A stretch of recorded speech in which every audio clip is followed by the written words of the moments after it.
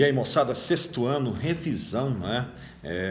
Ou da prova de história. Bacana, estamos juntos? Revisão da prova de história. Questão 1 começa perguntando, deixa eu ver meu computador aqui. Questão 1 é o que é a Caaba. É uma tenda, né? Uma tenda, e nessa tenda recebia a pedra negra, que segundo a historiografia, segundo a tradição, né? Segundo a cultura do muçulmano aí, ela foi criada, retirada lá no Jardim do Éden. Depois do dilúvio, essa tenda foi reconstruída e se ergueram de novo essa purificação através do toque nessa pedra. Por isso essa pedra fica no centro da cidade de Meca, para as pessoas serem purificadas dos seus pecados via toque, né? Por isso que ela é negra. Originalmente seria clara e foi se tornando escura pelo toque, porque ela absorve, ela retira o seu pecado e traz para ela. Então, por isso que ela é tão cultuada, assim, segundo a cultura do muçulmano. 2, pergunta a Égira, né? O que é a Égira? Pergunta 2, deixa eu confirmar aqui. 2, sobre a Égira podemos afirmar que, 2, letra C, a Égira seria a fuga de Maomé da cidade de Meca para Medina.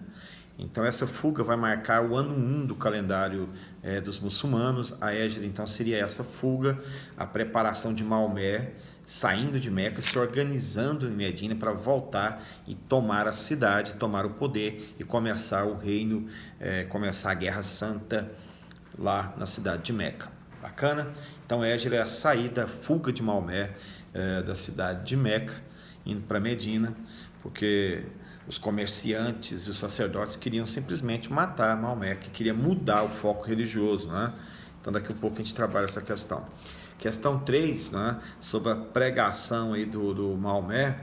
Inicialmente, qual que era o temor dos comerciantes que eu disse, qual que era o temor dos sacerdotes?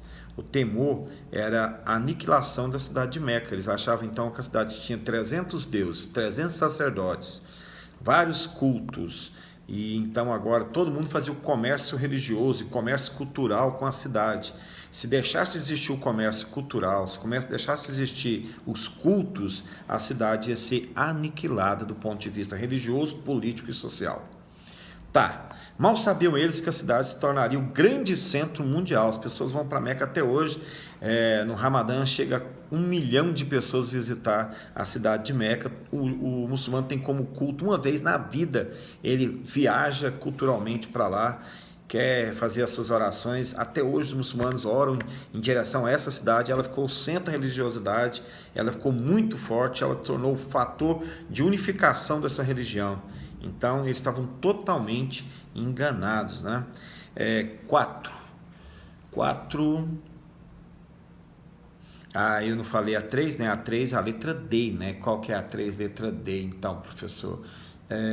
Maomé então quis unificar, né, essa religião, então, através da ligação de todos os árabes, através dessa guerra que ele chama Guerra Santa, né? Então, letra D, desenvolve uma doutrina de unificação religiosa. Então, todo mundo juntos, o árabe está junto, os muçulmanos juntos, para conquistar o mundo.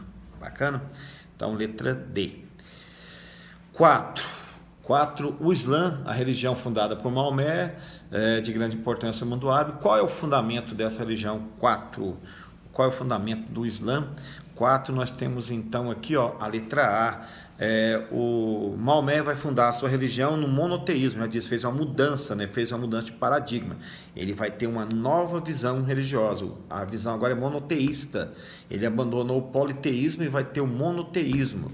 Ele pegou essa influência, ele então viu isso no cristianismo e no judaísmo. Ele falou, gente, nas minhas viagens eu tenho observado que tem uma religião muito forte, que é o cristão, né, e o judeu. E justamente porque na religião deles não tem vários deuses, só tem um único Deus. E isso tornou o fundamento dessa religião, então, observada por Maomé, no monoteísmo, através da influência do cristianismo e também do judaísmo.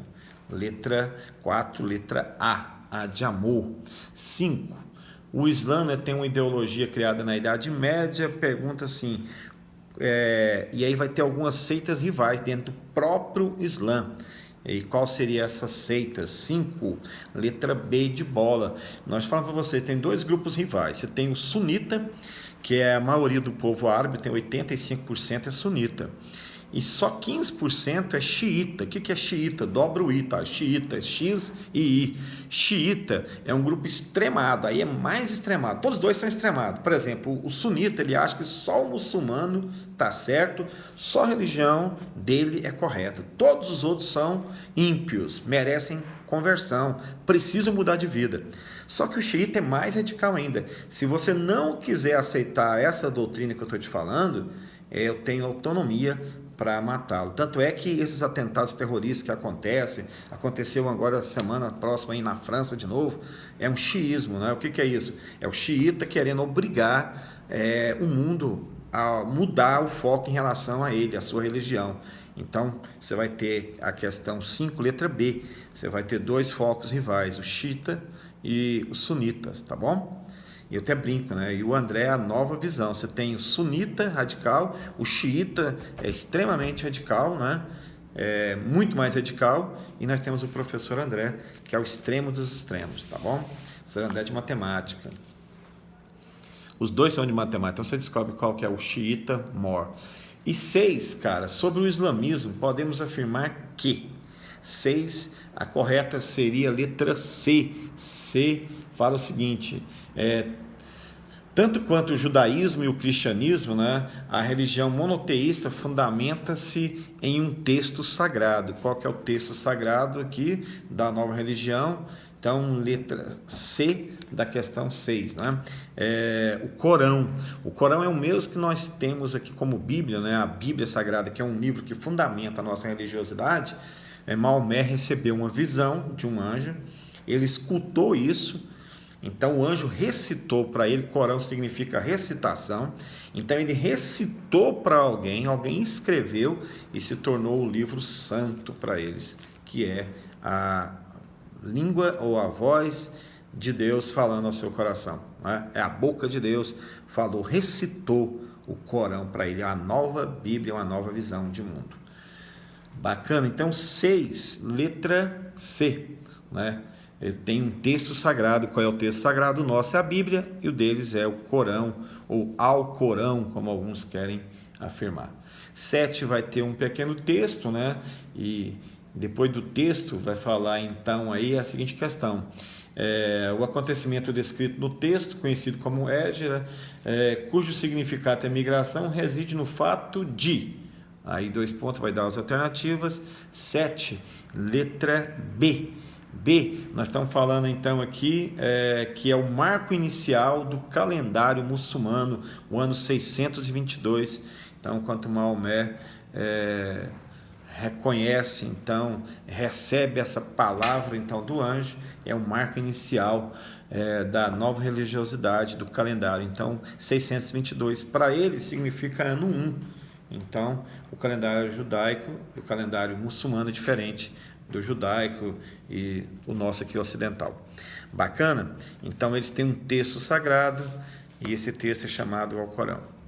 E essa fuga, então, é marcada, então, o início do calendário do muçulmano.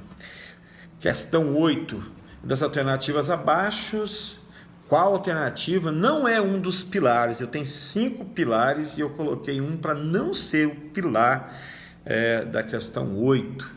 E a questão 8 colocou assim, ó, declaração de fé. Sim, o muçulmano tem que declarar a sua fé, ele tem que fazer as suas orações, ele tem que fazer a peregrinação para Meca, ele tem que praticar o jejum, ele tem que fazer caridade, não é? Então, a questão E, o culto a Maomé e as imagens. Maomé, embora seja o profeta, ele não é Deus, Deus é Alá, e ele não recebe culto. Ele organizou o culto a Alá, ele não recebe o culto. Então, letra E, o culto às imagens e a Maomé. Inclusive, Maomé condenou o culto às imagens. Então, a letra E está equivocada, não é um dos pilares, né?